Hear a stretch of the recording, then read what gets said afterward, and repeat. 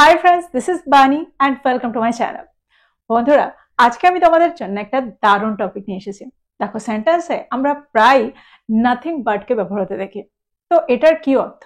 আমরা অনেকেই জানি এই স্ট্রাকচারটাকে যখন সেন্টেন্সে আমরা ব্যবহার করি তখন এটার অর্থ হয় এটা ছাড়া আর কিছুই নয়। কিন্তু এটাকে, এই স্ট্রাকচারটাকে আমরা বিভিন্ন অর্থে ব্যবহার করে থাকি। অর্থাৎ সেন্টেন্সে আমরা বিভিন্নভাবে এই স্ট্রাকচারটাকে ব্যবহার করে থাকি।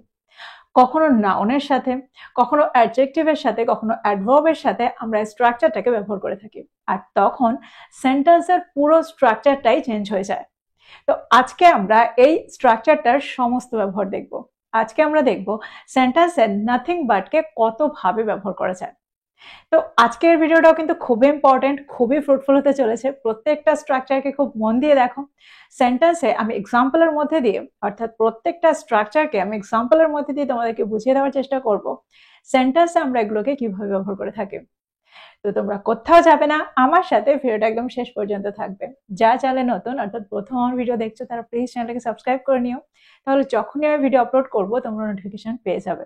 তো আর দেরি না করে চলো শুরু করা যাক আজকের ভিডিও। সবার আগে আমরা যে স্ট্রাকচারটা দেখবো সেটা হলো নাথিং বাট প্লাস নাউন। এই স্ট্রাকচারটাকে আমরা কিভাবে ব্যবহার করে থাকি? আমরা বাংলায় প্রায় বলে থাকি সে এটা ছাড়া কিছুই করে না। এরকম অর্থে আমরা সেন্টেন্সে এই স্ট্রাকচারটাকে ব্যবহার করে থাকি। এক্সাম্পল দেখো, যদি আমি বলি সে ভাত ছাড়া কিছুই খায় না, সেন্টেন্সটা কি হবে? Say it's nothing but rice, বা হে ইটস নাথিং বাট রাইস। যদি আমি বলি ঘরটাতে একটা চেয়ার ছাড়া আর কিছুই ছিল না, the room had nothing but a chair, the room had nothing but a chair. যদি আমি বলি ওটা একটা গুজব ছাড়া আর কিছুই ছিল না, that was nothing but a rumour, that was nothing but a rumour. তোমার প্রতি আমার শ্রদ্ধা ছাড়া আর কিছুই নেই, I have nothing but respect for you, I have nothing but respect for you. তো এক্সাম্পলগুলোর মধ্যে দিয়ে আমার মনে হয় তোমরা বুঝতে পারলে সেন্টেন্সে আমরা এই স্ট্রাকচারটাকে কি করে ব্যবহার করছি। এবার আমরা দেখবো এর পরের স্ট্রাকচারটা। আচ্ছা, নাথিং বাট এর পরে আমরা টু প্লাস ভার্বের ব্যবহার কখন করি, আর যখন এই স্ট্রাকচারটার ব্যবহার সেন্টেন্সে করি তখন তার অর্থটা কেমন হয়? দেখো, সেন্টেন্সে আমরা স্ট্রাকচারটার ব্যবহার তখন করি যখন আমরা অর্থ করতে চাই আমার এটা করা ছাড়া আর কিছুই করার নেই, বা তার এটা করা ছাড়া আর কিছুই করার ছিল না। ফর এক্সাম্পল, আমার অপেক্ষা করা ছাড়া কিছুই করার নেই, I have nothing but to wait, I have nothing but to wait. আর একটা এক্সাম্পল দেখো, যদি আমি বলি তার বেরিয়ে যাওয়া ছাড়া আর কিছুই করার ছিল না, she had nothing but to live, she had nothing but to live। আমাদের প্রার্থনা করা ছাড়া আর কিছুই করার ছিল না, we had nothing but to pray, we had nothing but to pray। তো এই ধরনের সেন্টেন্স আমরা প্রায় ব্যবহার করে থাকি। আচ্ছা, আমরা সেন্টেন্সে নাথিং বাট এর পরে ডিরেক্ট ভার্বের ব্যবহারও দেখে থাকি। তো এটার কি অর্থ? সেন্টেন্সে আমরা কোন অর্থে এই স্ট্রাকচারটাকে ব্যবহার করব? দেখো, স্পোকেন ইংলিশে আমরা বেশিরভাগ ক্ষেত্রে নাথিং বাট প্লাস ভার্বের ব্যবহারই করে থাকি।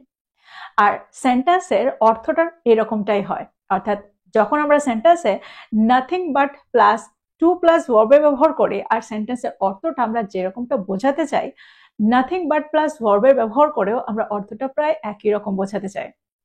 একটু পার্থক্য থাকে, সেটা হলো এখানে আমরা হেল্পিং ভার্ব ব্যবহার করি, আর এই ভার্বটার মেন ভার্ব হিসেবে আমরা পরের ভার্বটাকে ব্যবহার করি। এক্সাম্পল দেখো, যদি আমি বলি অপেক্ষা করা ছাড়া আমি আর কিছুই করতে পারি না, অর্থাৎ এখন আমার অপেক্ষা করা ছাড়া আর কিছুই করার নেই। দেখো, ওই সেন্টেন্সটাকেই কিন্তু আমরা ঘুরিয়ে বলছি। ওখানে আমরা বলেছিলাম I have nothing but to wait, কিন্তু এখানে আমি বলছি অপেক্ষা করা ছাড়া আমি আর কিছুই করতে পারি না। তো সেন্টেন্সটা কি হবে? I can do nothing but wait, I can do nothing but wait. যদি আমি বলি অভিযোগ ছাড়া সে আর কিছুই করে না, he does nothing but complain, he does nothing but complain. আমরা প্রায় বলে থাকি সে ঘুম ছাড়া আর কিছুই চায় না, দ্যাট মিনস যখনই দেখো সে শুধু ঘুমিয়েই আছে, সে শুধু ঘুমাতেই চায়। সেন্টেন্সটা কি হবে?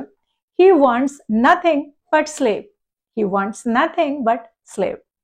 তো তোমরা বুঝতে পারছো এখানে আমরা সেন্টেন্সগুলোকে কিভাবে তৈরি করছি, আর এখানে নাথিং বাট এর পরে আমরা ডিরেক্ট ভার্বের ব্যবহারটা কিভাবে করলাম।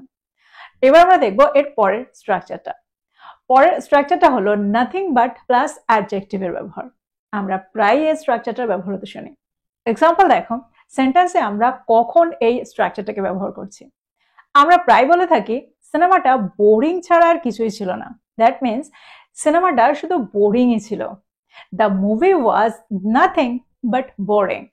The movie was nothing but boring. লোকটা অহংকারী ছাড়া কিছু না। The man is nothing but arrogant.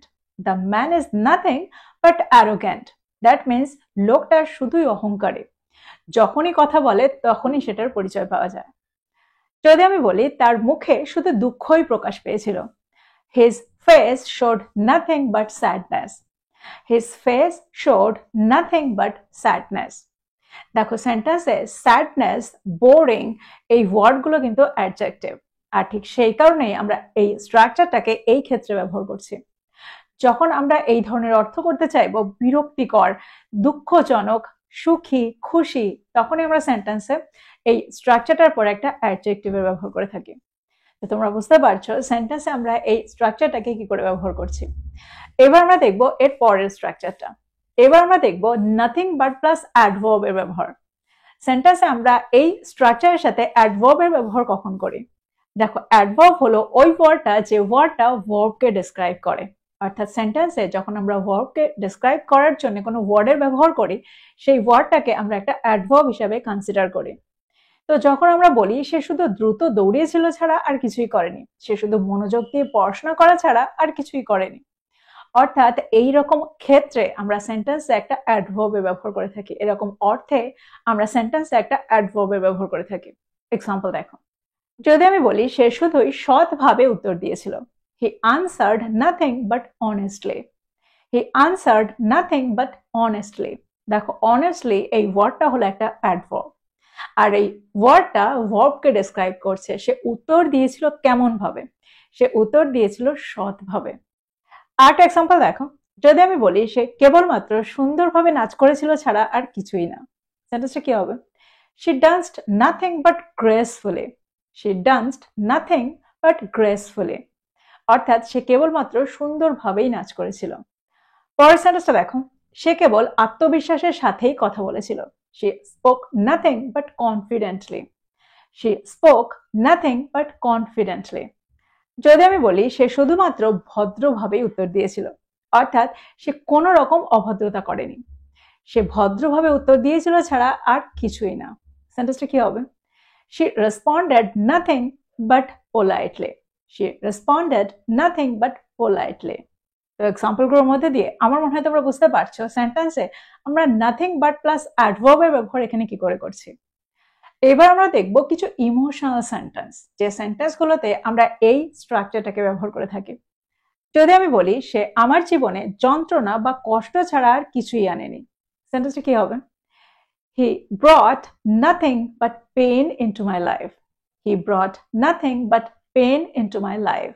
আমরা প্রায় এই ধরনের সেন্টেন্সের ব্যবহার করে থাকি। তো এখানে আমরা এই স্ট্রাকচারটা ব্যবহার করব। আমি তার চোখে সত্য ছাড়া আর কিছুই দেখিনি। I saw nothing but truth in her eyes. I saw nothing but truth in her eyes. যদি আমি বলি সে আমাকে স্মৃতি ছাড়া আর কিছুই দেয়নি, এই স্মৃতিগুলো ছাড়া আর কিছুই দেয়নি, সেন্টেন্সটা কি হবে? she gave me nothing but memories. she gave me nothing but memories. তো তোমরা বুঝতে পারছো সেন্টেন্সে আমরা এই স্ট্রাকচারটাকে কি করে ব্যবহার করছি। তো এই ছিল নাথিং বাট এর কিছু ইম্পর্টেন্ট স্ট্রাকচার। আমার মনে হয় প্রত্যেকটা স্ট্রাকচারকে তোমরা বুঝতে পেরেছো। আর সেন্টেন্সে এগুলোর প্রায় ব্যবহার আমরা হতে দেখি, এই স্ট্রাকচারগুলোর ব্যবহার আমরা প্রায় হতে দেখি। আর এই ভিডিওটার পরে আমার মনে হয় এই ধরনের স্ট্রাকচারের ব্যবহার নিয়ে তোমরা আর কনফিউজড হবে না। প্রত্যেকটা স্ট্রাকচার কিন্তু খুবই সহজ, শুধু একটু প্র্যাকটিসের দরকার। প্রত্যেকটা স্ট্রাকচারকে নোট ডাউন করো আর এগুলো দিয়ে প্রচুর সেন্টেন্স তৈরি করো, আর সেগুলোকে তোমাদের প্রতিদিনের কনভারসেশনে ইনক্লুড করো। যত তোমরা এগুলোকে ব্যবহার করবে তত তাড়াতাড়ি তোমরা এগুলোর সাথে সরগর হয়ে যাবে। তো এই ছিল আজকের ভিডিও, এই ছিল আজকের টপিক। ভিডিওটা ভালো লাগলে লাইক করতে ভুলে যেও না, বন্ধুকে শেয়ার করো যারা ইংরেজি শিখছে। So this is all about today. I will be back with another video. Till then, take care. Thank you for watching this video. Bye bye.